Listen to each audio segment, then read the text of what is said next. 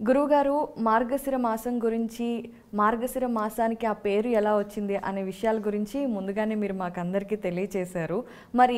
మరిన్ని విశేషాలు ఈ ఎపిసోడ్లో తెలుసుకుందాము అని అనుకుంటున్నాము. ముఖ్యంగా దత్తాత్రేయ స్వామిని ఈ మాసంలో అందరూ పూజిస్తూ ఉంటారు కదా. మరి ఆయనకి అసలు దత్తాత్రేయుడు అంటే గురువు అని అందరూ చెప్తూ ఉంటారు. నిజంగానే ఆయన గురువు ఎలా అయ్యారు, అలాగే ఈ మార్గశిర మాసానికి దత్తాత్రేయుడికి ఉన్న సంబంధం ఏంటి తెలియచేయండి. తప్పకుండా. మార్గశిర పూర్ణిమను దత్త జయంతిగా మన సంప్రదాయం మనకు తెలియజేస్తుంది.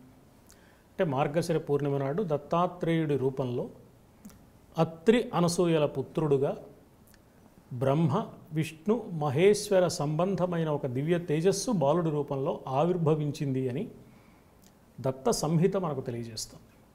అలాగే భాగవతంలో కూడా ఈ దత్తాత్రేయుడి అవతరణ వృత్తాంతం ఉంది. అక్కడ కూడా ఈ విషయమే తెలుస్తుంది. అంటే దత్తాత్రేయుడు మార్గశిర పూర్ణిమ నాడు ఆ రూపంతో అవతరించాడు కాబట్టి మార్గశిర పూర్ణిమని దత్తాత్రేయ జయంతిగా, దత్త జయంతిగా మనం నిర్వహించుకునే ఒక సంప్రదాయం అనూచారంగా మనకి వస్తుంది. ఈ దత్తాత్రేయుడు ఎవరు అంటే చాలా ఆశ్చర్యకరమైన విషయం. అత్రి మహర్షికి అనసూయాదేవికి జన్మించిన కుమారుడు. ఈ అత్రి అనసూయల వృత్తాంతం మనకి రామాయణంలో అయోధ్యాకాండలో కనపడుతుంది. ఆ అనసూయాదేవి సామాన్యురాలు కాదు. సీతా రామ లక్ష్మణులు పాదుకలకు భరతుడికి ఇచ్చేసిన తర్వాత చిత్రకూట నుంచి దండకారణ్యానికి వెళుతూ వెళుతూ అత్రి మహర్షి ఆశ్రమంలో అడుగుపెట్టారు. ఆ అత్రి మహర్షి తన భార్య అయిన అనసూయాదేవిని పరిచయం చేశాడు సీతారామ లక్ష్మణులకు. ఏమని పరిచయం చేశాడు అంటే, ఈమె అసాధారణ తపశ్శక్తి సంపన్నురాలు ఈ అనసూయాదేవి. ఈమె ఒకప్పుడు దేశంలో కరువు కాటకాలు వస్తే ఆహారాన్ని సృష్టించింది, నీటిని సృష్టించింది, కాలాన్ని స్తంభింపజేసి 10 రాత్రులను ఒక రాత్రికి కుదించి ఆ ఉన్న ఆహారము నీరు ప్రజలకు సరిపోయేలాగా చేసి కరువు కాటకాల నుంచి దేశాన్ని రక్షించిన తపశ్శక్తి సంపన్నురాలు అని పరిచయం చేస్తాడు. సాధారణంగా ఏ భర్త, అందులో ఋషి లాంటి నిరాడంబరుడు భార్యను గురించి అట్లా పరిచయం చేయడం మనకి ఆశ్చర్యంగా అనిపిస్తుంది. కానీ ఆయన చాలా నిజాయితీగా భార్య యొక్క ఔన్నత్యం చెప్పాడు. అత్రి మహర్షి భార్య అనసూయ. అంటే అనసూయాదేవి ఎవరికి చెందింది? అత్రికి చెందింది. అత్రి అంటే త్రి లేనివాడు అత్రి. ఏమిటి అత్రి అంటే సత్వగుణం, రజోగుణం, తమోగుణం అని ఈ 3 గుణాలతోనే ఈ సృష్టి ఏర్పడింది. ఈ 3 గుణాలలో ఉన్న లక్షణాలే ప్రతి ప్రాణి లోపల, మనిషిలో కూడా ఉంటాయి. మనిషి మనస్తత్వంలో ఉంటాయి. ఏది ప్రాధాన్యం వహిస్తే దాన్ని బట్టి ఆ వ్యక్తి ప్రవర్తన ఉంటుంది. సత్వగుణం అధికంగా ఉన్నవాడు కొంచెం ప్రశాంతంగా ఉంటాడు. రజోగుణం అధికంగా పనిచేస్తున్నప్పుడు కాస్త తీవ్రత, తొందరపాటు, హడావిడి, అహంకారం కనపడతాయి. తమోగుణం పనిచేస్తున్నప్పుడు ఏమీ అర్థం కాకపోవడం, ఎదుటివాడు చెప్పింది వినిపించుకోకపోవడం, తాను అనుకున్న ధోరణిలో వెళ్ళడం, ఇది అజ్ఞానానికి సంబంధించిన లక్షణంగా పెద్దలు చెప్పారు. గుణత్రయ విభాగ యోగం అన్న పేరుతో భగవద్గీత ఈ 3 గుణాల తీరుతెనులు చెప్పింది. సృష్టిలో ఈ 3 ఉన్నాయి కాబట్టి సృష్టిలో భాగమైన ప్రతి జీవిలో కూడా ఈ 3 ఉంటాయి, మానవుల్లో కూడా ఉంటాయి. అయితే మానవుడు ఏం చేయాలంటే సాధన చేసి ఈ 3ంటిని తనకు అదుపులో ఉండేట్టు చేసుకోవాలి. వాటి అదుపులోకి తాను వెళ్ళిపోకుండా తన అదుపులో ఉండేట్టు చేసుకోవాలి. ఎప్పుడు రజోగుణం తన నుంచి వ్యక్తమైతే, మంచి పని జరిగితే అప్పుడు రజోగుణం ఉపయోగించాలి. ఒక్కొక్కప్పుడు కార్యాలయాల్లో పై అధికారి కాస్త కన్నెర్ర చేసి హడావిడి చేస్తే కింది వాళ్ళు సక్రమంగా పనిచేస్తారు. అది రజోగుణం తెచ్చుకున్నాడు కానీ అతని అదుపులో ఉంది. అంత మాత్రం మీద వాళ్ళ మీద కోపం కానీ, వ్యతిరేకత కానీ, వాళ్ళని బాధ పెట్టాలని కానీ లేదు. అలా ప్రతి గుణం కూడా దాని ఉపయోగం దానికి ఉంది. ఈ తీరుతెనులు తెలిసి వాటిని అదుపులో పెట్టుకున్న వాడికి ఏ గుణం అంటదు, ఏది కావాలంటే అది వస్తుంది. అలాంటి వాడిని అత్రి అంటారు. అంటే గొప్ప తపస్సాధన చేసి త్రిగుణాలను తన అదుపులోకి తెచ్చుకోగలిగిన మహానుభావుడు ఆయన. అలాంటి వ్యక్తికి అసూయ ఉండదు. అసూయ లేకపోవడమే అనసూయ తత్వం. అంటే త్రిగుణాలు అదుపులో తెచ్చుకున్న మహానుభావుడికి అనసూయత్వం సిద్ధిస్తుంది అని చెప్పడం అత్రి అనసూయలు దంపతులు అంటే. వాళ్ళకి త్రిగుణాలకు సంబంధించిన దేవతలు మన పురాణ సంప్రదాయంలో బ్రహ్మ విష్ణు మహేశ్వరులు. బ్రహ్మ రజోగుణ సంబంధమైన దేవత అని, విష్ణుమూర్తి సత్వగుణ సంబంధమైన దేవత అని, పరమేశ్వరుడు లయకారకుడు కాబట్టి తమోగుణ సంబంధమైన దైవమని చెప్తారు. ఈ 3 అనసూయకు ఒక బిడ్డగా జన్మించారు. ఇది ఒక అద్భుతమైన వృత్తాంతం. ఆమె పాతివ్రత్యాన్ని పరీక్షించడానికి వాళ్ళు వెళ్ళి మరి వివస్త్రగా భోజనం పెట్టమని అడిగితే వాళ్ళని పసిపాపలుగా చేస్తే ఆ 3 కలిసి ఒక రూపంగా పసిబిడ్డగా అక్కడ ఉండిపోయారు. అందువల్ల త్రిమూర్త్యాత్మకమైన స్వరూపం దత్తాత్రేయ తత్వం. అత్రి మహర్షికి దత్తమయ్యాడు కాబట్టి ఆయన దత్తమైన అత్రి సంబంధమైన శక్తి కాబట్టి అది ఆత్రేయ శక్తి. అత్రి సంబంధమైన శక్తిని ఆత్రేయ శక్తి అంటారు. దత్తమయ్యాడు కాబట్టి అత్రికి దత్త ఆత్రేయుడు, దత్తాత్రేయుడు అన్న పేరుతో ఆ మహానుభావుడు లోకంలో వచ్చాడు. విష్ణుమూర్తికి సంబంధించిన 21 అవతారాలలో దత్తాత్రేయ అవతారం కూడా ఒకటి.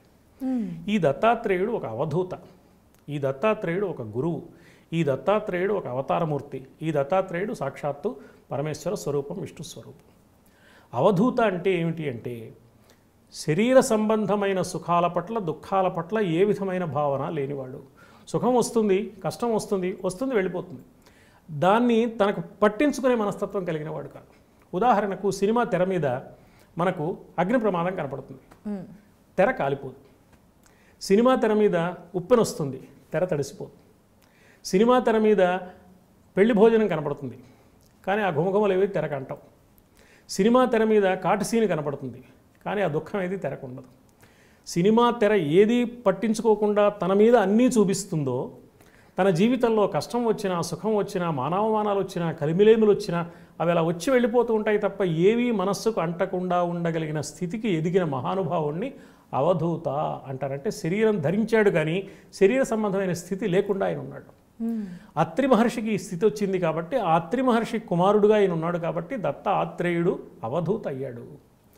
తాను అవధూతగా ఏ దివ్య జ్ఞానాన్ని అనుభవానికి తెచ్చుకున్నాడో దాన్నే అవసరమైన సందర్భాలలో ఇతరులకు బోధించాడు. ప్రధానంగా కార్తవీర్యార్జునుడికి బోధించిన వృత్తాంతం మనకు కనపడుతుంది.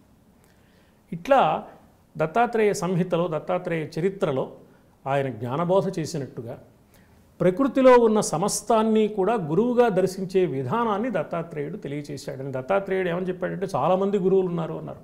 గురువులు అంటే మనం ఎవరో ఋషుల పేర్లు చెప్తాం. ఆయన ఏమన్నాడు, మన చుట్టూ కనబడే తేనెటీగ ఒక గురువు అన్నాడు. తేనెటీగ గురువు ఏమిటండి అంటే తనకేమీ సంబంధం లేకుండా ఎక్కడి మకరందానో తెచ్చి ఇక్కడ పెడుతుంది. ఎక్కడిదో తెచ్చింది, తనది కాదది, ఇక్కడ పెట్టింది, మళ్ళీ తనదనే అహంకారం లేదు, కోరిక లేదు, మమకారం లేదు, ఈ తేనె తాను తాగాలనుకోవట్లేదు. నిర్మమంగా నిరహంకారంగా తన పని మాత్రం తాను చేయడం తేనెటీగ నుంచి నేర్చుకోవాలి. ఇలా మన చుట్టూ కనపడే ప్రాణులన్నింటినీ చెప్పాడు. అంటే సృష్టి మొత్తాన్ని దైవంగా, గురువుగా దర్శించడం మనకు నేర్పుతున్న గురువు దత్తాత్రేయుడు. ఇలాగా ఆధ్యాత్మిక యోగ సాధనలో మానవుడు పరిపూర్ణ మానవుడు కావడానికి, అంటే దివ్యత్వం, పరిపూర్ణ మానవత్వం అంటే దివ్యత్వమే, ఇది రావడానికి ఏం కావాలో అది బోధించిన మహానుభావుడు కాబట్టి దత్తాత్రేయుడిని ఈ పూర్ణిమ నాడు ఆరాధిస్తే ఆ స్వామి అనుగ్రహంతో ఈ దివ్యస్థితి మనకు కూడా సంక్రమిస్తుంది అని మన పెద్దలు తెలియచేసి మార్గశిర పూర్ణిమ నాడు దత్తాత్రేయ ఆరాధన చేసే ఒక చక్కని సంప్రదాయాన్ని మనకు ప్రసాదించారు. గురువుగారు ఇంత చక్కగా వివరించారు. నిజంగానే దత్త జయంతి యొక్క విశిష్టత మాకందరికీ క్లియర్గా అర్థమైంది. అయితే ఒక చిన్న మాట ఏంటంటే అడగాలనుకుంటున్నది, మామూలుగా దత్తాత్రేయుడికి సంబంధించి గురు చరిత్ర చదువుతూ ఉంటారు కదండి, అది ఈ మార్గశిర మాసంలో చదవటం వల్ల ఇంకా లాభం కలిగే ప్రయోజనాలు ఏముంటాయి? అంటే గురు చరిత్ర లాంటి ఉత్తమ గ్రంథాలు, మానవుడికి ఆధ్యాత్మిక వికాసానికి దోహదపడే గ్రంథాలు ఎప్పుడు చదివినా వాటి ఫలితం ఉంటుంది.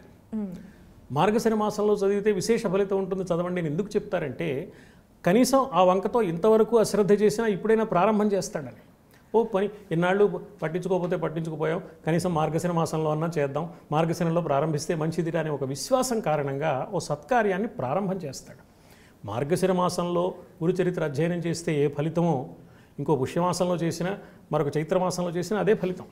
కానీ ఇలా ఎందుకు చెప్తారు అంటే ఆకర్షించడానికి, పిల్లవాడిని బడికి పంపడానికి ముందుగా ఏదో మిఠాయిలు అలవాటు చేసినట్టుగా మిఠాయి కోసమన్నా బడికి వెళ్తాడు, క్రమంగా మిఠాయి వదిలేస్తాడు, బడికి వెళ్ళి చదువు నేర్చుకోవడమే ప్రాధాన్యం ఉంటుంది జీవితంలో.